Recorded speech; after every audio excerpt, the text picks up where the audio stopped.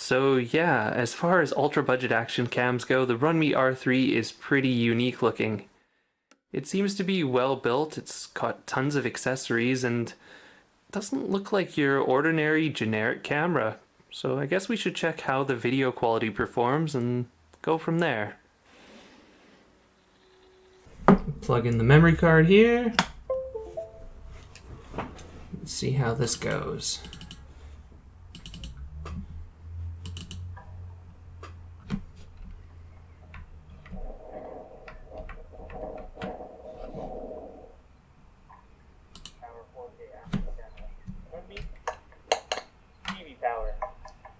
I can barely hear anything. See some action maybe. Oh. That's not great. Maybe the next clip will be better.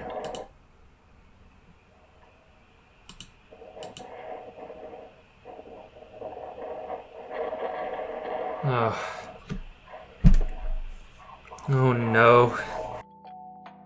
Well, I guess I have to set my expectations reasonably because this is another $25 cam. It's just that the DBPower D5 kind of set the bar for these. I guess it's not in stock anymore, so let's look at a viable alternative, the Runme R3.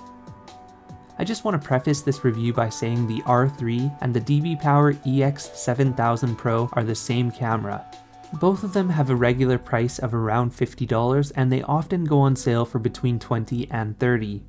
It still blows my mind that you can get a camera with decent performance that is lower than Amazon's free shipping threshold. The thing is, this camera doesn't even feel cheap.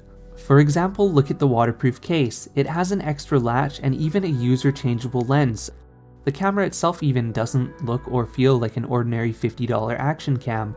It's a little bit bigger, with a solid body, kind of unique in the way it's designed, and it even comes with these bright orange batteries, not the typical black ones.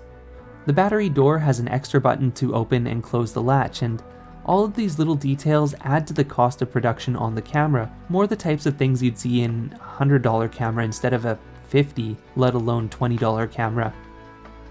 The R3 only has one button, relying entirely on its large touchscreen for changing settings. This is kind of a pain since when the camera's inside of its waterproof case, it can be very difficult to even switch modes, let alone change more advanced settings. Otherwise, the user interface is essentially the modern standard.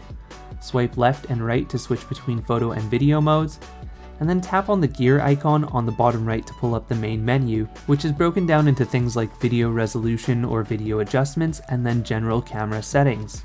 It's straightforward and effective, although the scrolling is not very smooth. Also, certain buttons in the user interface can be a challenge to touch. For example, the X button to exit menus has such a small point where it activates, sometimes I found myself having to touch it several times to actually hit it.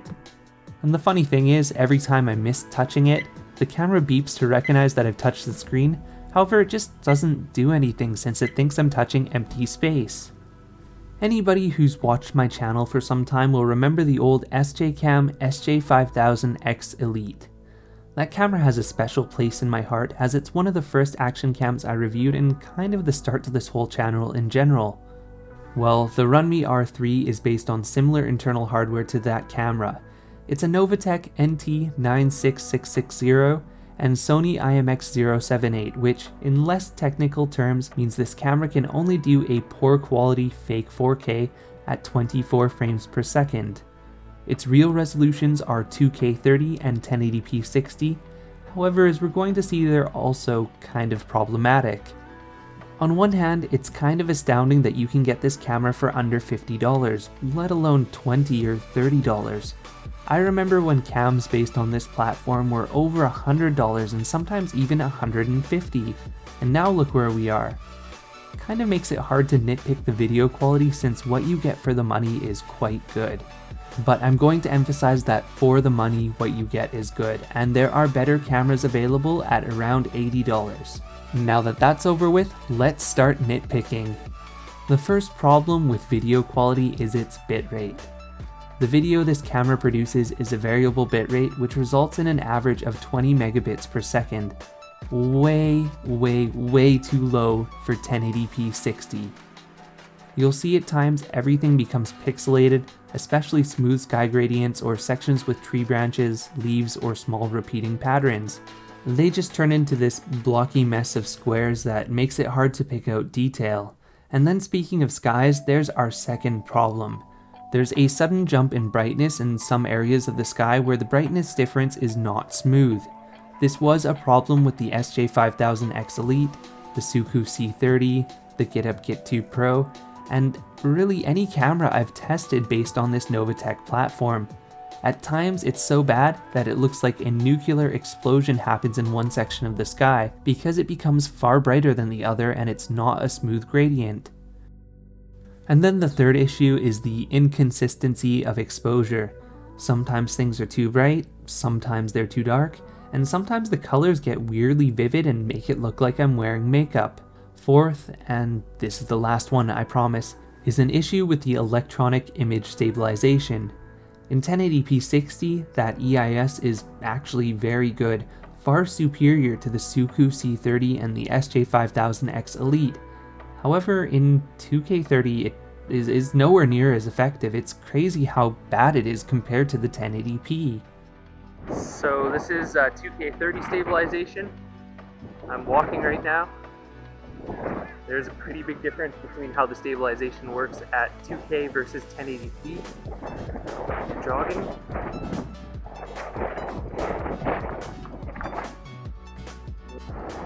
So there is quite a big difference with stabilization turned on at 1080p 60. I'm walking right now and this is what the stabilization looks like. And let's move to jogging.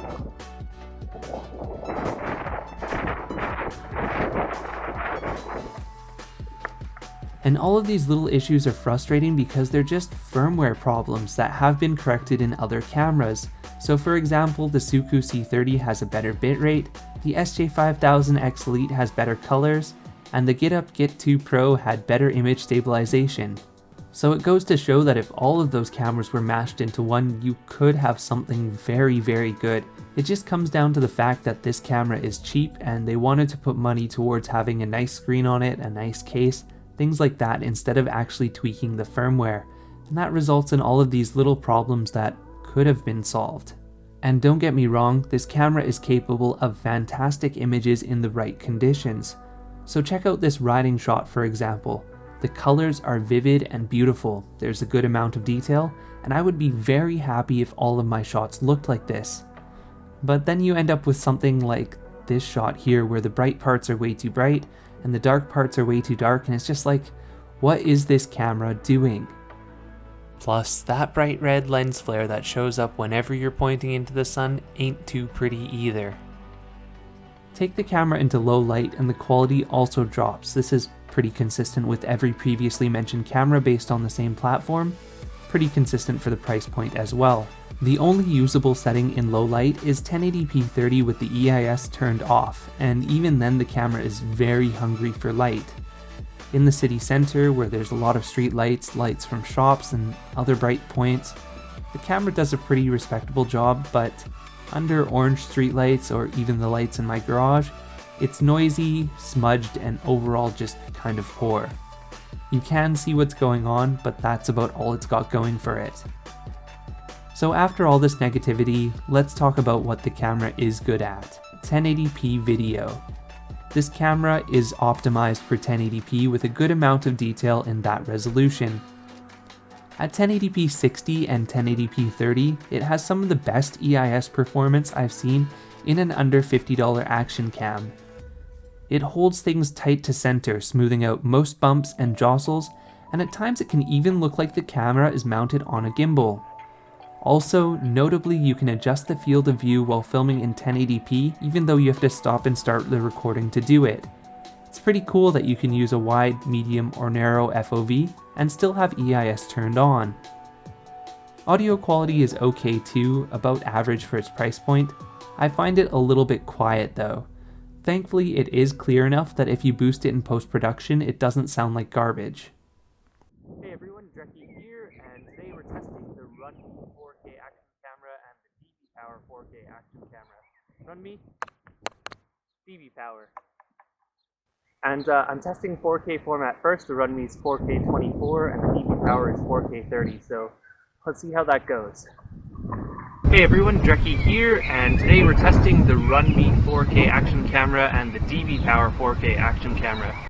Hey everyone, Dreki here, and this is the Runme 4K action camera filming at 1080p 60 FPS with electronic image stabilizer turned on. I'm currently at Victoria Park in Christchurch, New Zealand. Just going to do a downhill mountain bike ride on the course over there. This trail here isn't really a mountain bike trail, it's kind of a mixed-use walking path, so I'm just here for the really lovely view, to be honest. Hey everyone, Dreki here, and this is the DBPower D6. I'm filming at 4K 30 frames per second with the image stabilizer turned on here in Victoria Park in Christchurch, and I'm about to go for a bike ride. I'm currently just on this walking trail here. It's not exactly a biking path, but I figured it would be a good spot to get a nice view of the valley and sort of a good kicking off point here. Still photos as well, they're pretty good detail wise, although a little bit on the sharp side. So where do we go from here? This camera, the Runme R3, is related to the DBPower EX7000 Pro, and it seems like DBPower and its related brands have several very good quality cameras that have been floating around the $20 to $40 price point. And believe me, this is going to get confusing. To start, as I said at the beginning of this video, if the DBPower D5 is still available, that is the best camera of this bunch, far and above. Get that one if you can. If not, well, the camera featured in this video, the R3, DBPower EX7000 Pro, whatever you want to call it, those two cameras I expect perform identically, so they are an okay option if you only have $20 to $30 and primarily want to film in 1080p 60. Making things even more confusing, there is the non-pro version of the DBPower EX7000, which has a Panasonic sensor in it, and I think will have more similar color processing to the D5. However, it only caps at real 1080p 60 with a fake 4K 25 FPS. So my advice overall, if you only have $20 to spend, yeah, I mean, this camera has very good EIS, and even though the performance isn't super consistent, well, it's 20 bucks, and honestly, compared to other $20 cameras, it's very good. $40 and $50, it's kind of starting to push it, because once you get up to that price point, you could just spend another $20 and get the Campark V30 or the Excelso V50X, which is a way better camera. So hopefully that wasn't all super confusing, and I 100% know it was listening back. I'm going to leave you with some sample footage in the outro, and as always, if you enjoyed this content, please give this video a thumbs up. Comment, subscribe, anything like that helps me out immensely. Thanks for watching. Actually, one more thing in the outro. This is a little bit of an aside here, but after having read tons of Amazon reviews, looked at tons of YouTube videos from people who are not professional reviewers, it seems like first and foremost, the most important thing about an action cam is how it processes color. And then after that, smooth frame rate, and finally the last thing is the amount of detail. Many of the high-end cameras tend to shoot by default with a flat color profile, allowing for more wiggle room in post-production, allowing you to take the contrast up or take the colors up, or pull out details from the shadows or highlights and not have the video look bad as a result of being over-edited. Compared to these cheaper cameras which tend to up the saturation quite a lot, up the contrast quite a lot, so there's real bright highlights, real dark shadows, and real vivid colors, but the average consumer seems to prefer this. So as someone who's seen a lot of these cameras and knows about the technical aspects of these cameras, the real 4K, fake 4K, all that sort of stuff, it can be really hard to compare these cameras from an average user perspective. I feel like a good chunk of you who follow me are more on the advanced side of action cam stuff, so I'm curious what your perspective is regarding this. If you're brand new to action cams, let me know what sort of things are helpful for you to see in the video. If you're more of a hobbyist like I am, let me know your feedback. I always like to improve how I'm reviewing these cameras, And once I'm back in Canada in mid-2020, I hope to set up a studio situation where the lighting will be consistent between every camera I review, and I can test things like color balance, distortion, and have it more consistent and fair for every camera. Anyways, if you made it this far, thanks again for all your support during 2019, and we'll see you in 2020.